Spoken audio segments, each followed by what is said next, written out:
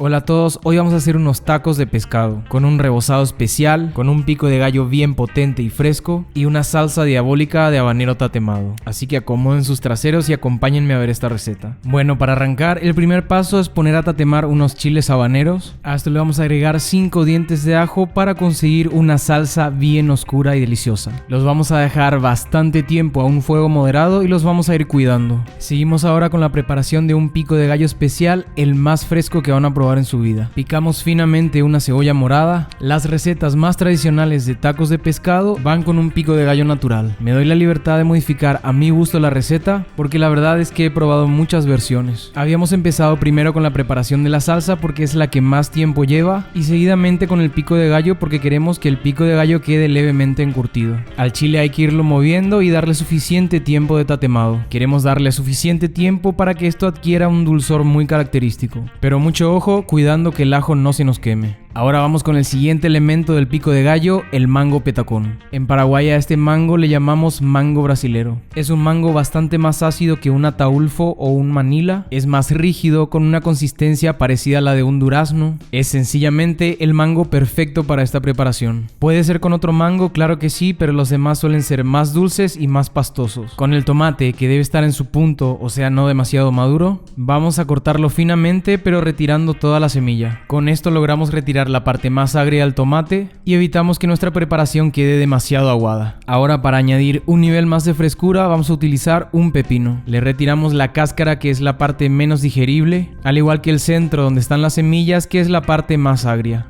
Nos quedaremos únicamente con la mejor parte del pepino. De esta manera tendremos los sabores más amables. Para seguir con los cortes del pico de gallo tenemos que sacar láminas, seguidamente bastones y por último cubos. Y algo que también quedaría muy bien es hacer este pico de gallo pero cortando todos los elementos en tiras. De esta manera tendríamos más bien un tipo de ensalada y otro tipo de textura en boca. Ahora vamos con el chile fresco, que es obligatorio en cualquier pico de gallo. Para mi gusto, el mejor chile para un pico de gallo es un chile serrano. Es muchísimo mejor que un pico de gallo con jalapeño. Le estamos echando aproximadamente 10 o 12 piezas de chile serrano, así que esto va a ser bastante picoso. Y el maridaje del chile serrano va a ser este chile habanero bien tatemado. Lo queremos bastante oscuro. Esto va a quedar con tonos dulces pero extremadamente picoso. Me atrevo a decir que esta receta es solamente para valientes. Quien le quiera bajar a la cantidad de chile serrano o la cantidad de salsa que le ponen a sus tacos está perfecto. Ahora seguimos con el cilantro, que debe estar bien fresco. Para cortarlo le damos una enrolladita al ramo y le pasamos el cuchillo una sola vez. Hay que ponerle suficiente cantidad y si consiguen un cilantro criollo, mucho mejor. Le agregamos suficiente sal, un poco de pimienta molida y abundante jugo de limón. Para mi gusto, con 5 limones bien jugosos, esto ya queda perfecto. El pico de gallo debe prepararse siempre antes que el pescado. El pico de gallo no debe ser hecho precisamente en el momento. Yo pienso que debería hacerse mínimo 1 hora antes de usarlo. Así damos tiempo que se produzca el ósmosis gracias a la sal. Esto significa que los ingredientes crudos van a empezar a soltar el líquido interior y de esta forma ocurre un intercambio genuino de sabores. El ácido del limón va a empezar a encurtir ligeramente los ingredientes. Esto cambia bastante el perfil de cada ingrediente, sobre todo el de la cebolla. Y sabiendo los principios de un buen pico de gallo, ya no puede haber fallas. De esta forma también el picante se extiende por toda la preparación. Como les dije, me encanta hacerlo 1 hora antes de usarlo, pero también me encanta cómo queda al día siguiente. Obviamente conservado en frío. Esta receta queda súper bien con cualquier tipo de pescado o marisco. Ahora estoy rallando finamente una col blanca. La verdad es que quería usar una col morada para la preparación, que es lo que popularmente se usa, pero en el mercado me vieron gringo y me querían vender una col morada a 200 pesos. Así que tuve que comprar una col blanca por 15 pesos. Ya con todos nuestros preparativos anteriores listos, podemos proseguir con el pescado. En este caso estoy usando mojarra o tilapia. Compré unos filetes que se veían bastante frescos y muy baratos. Realmente puede ser cualquier pescado blanco de mar que gusten e inclusive se puede hacer la receta con camarones. Tengo entendido que en Baja California lo hacen con cualquier tipo de pescado que tengan fresco. Esta receta no es muy antigua, se dice que se originó en la década del 60, en un mercado de Ensenada conocido como Mercado Negro, así que es normal que se encuentren muchas versiones y reinterpretaciones de la receta. Lastimosamente nunca he ido a Baja California, pero sí he probado varios tacos de pescado. He visto versiones con tortilla de maíz blanco, con tortilla de maíz azul y también con tortilla de harina con una costra de queso. En todos los casos casos queda muy bien, pero para mi gusto lo mejor es una tortilla de maíz. Estamos cortando el pescado en trozos no muy grandes, pero esto va a ganar bastante volumen después del rebozado. Para condimentar solamente le estamos poniendo sal y pimienta, y realmente no debería llevar nada más, pero a mí me gusta ponerle salsa de soya. ¿Qué cantidad? Lo suficiente para salar el pescado. Esto le va a dar un toque más de profundidad al pescado, porque así le estamos añadiendo un elemento umami. Esto lo voy a reposar en frío durante aproximadamente 1 hora. Les recomiendo mucho que prueben el pescado antes de freír toda la tanda. Pueden cocer el pescado para probarlo o lo pueden probar en crudo como yo lo hago. Si el pescado está fresco no les va a hacer daño. Como pueden ver, esto agarra un color muy bello. Y mientras se reposa el pescado vamos a moler los chiles y el ajo para nuestra salsa. Aquí pueden enfriar toda la preparación y licuarla con un poquito de aceite. El aceite lo van poniendo de a poco en forma de hilo y gracias al ajo se puede conseguir una emulsión. O pueden hacer lo que yo hice, que fue echarlo todo en caliente, agregarle suficiente aceite y luego una yema de huevo orgánico. Así conseguimos una salsa bien emulsionada, cremosa y espesa. Cualquiera de las dos opciones está muy bien, pero para mí esta es mejor porque se acerca más a una mayonesa. Es más, popularmente se acompañan estos tacos con una mayonesa de chipotle. Aquí le estamos dando un toque diferente con una emulsión de habanero tatemado. El habanero pasa de tener un sabor ácido a un tono dulce y con un sabor súper profundo y ahumado. Al probar esta salsa van a sentir un retronasal muy fuerte. Esta preparación queda bien con muchas cosas ya que el habanero es muy versátil y compatible. Normalmente la mayonesa va muy bien con pescados y mariscos, así que esta salsa queda perfecta con estos tacos. Pero eso sí, queda bastante picosa. Ahora podemos proseguir con el rebozado. Tenemos aquí 2 tazas de harina de todo uso, o sea, harina suave o 4 ceros. Le agregamos una cucharadita de polvo de hornear y un huevo entero. Si no quieren usar polvo de hornear, pueden usar solamente bicarbonato de sodio. A esto le vamos a empezar a echar cerveza hasta conseguir una consistencia deseada. No sirve de nada que les diga qué cantidad de cerveza estoy usando, porque la hidratación aquí depende del tipo de harina, de la cantidad de proteína que lleva y del cuerpo de la cerveza. 3 recomendaciones a la hora de elegir y usar la cerveza. Número 1, debe ser bien efervescente, o sea, generar mucha espuma. 2, tiene que ser una cerveza que a nosotros nos guste tomar. Así que déjense guiar por el gusto y el paladar. No usen ni la más barata ni la primera que encuentren. Y número 3, la cerveza tiene que estar muy fría. Y esto es muy importante porque queremos lograr un choque térmico a la hora de freír el pescado y de esa manera conseguimos una costra bastante más aireada y crocante. Esto debe quedar consistente pero ligero y sin nada de grumos. Le ponemos sal y pimienta a gusto y debemos probar la mezcla antes de usarla. Ahora ya es tiempo de hacer la fritura. Aquí tengo un wok.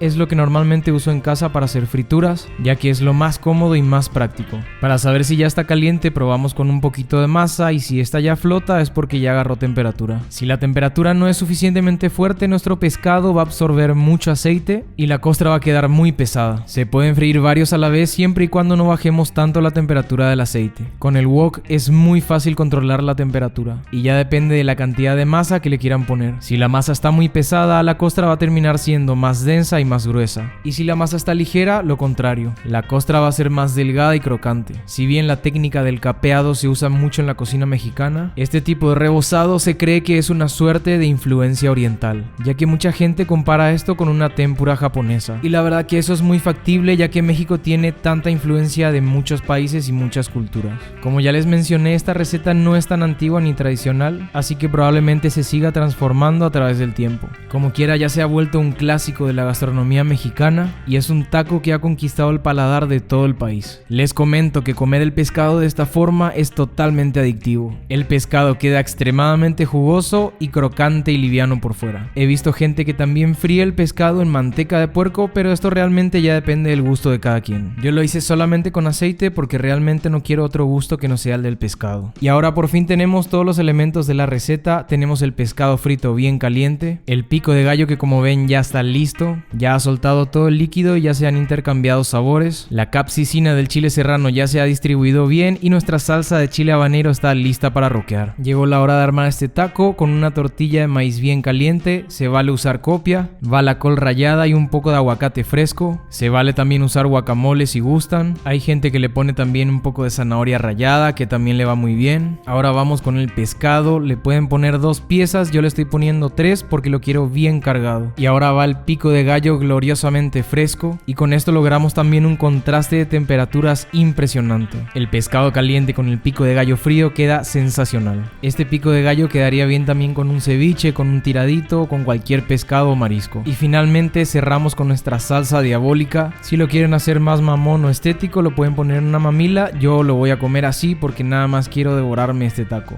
Esto está sencillamente perfecto. Este para mí es el mejor taco de pescado del mundo. Son técnicas y pasos sencillos que si se siguen al pie de la letra quedan perfectos. Acuérdense de mis consejos y recomendaciones a la hora de hacer el rebozado.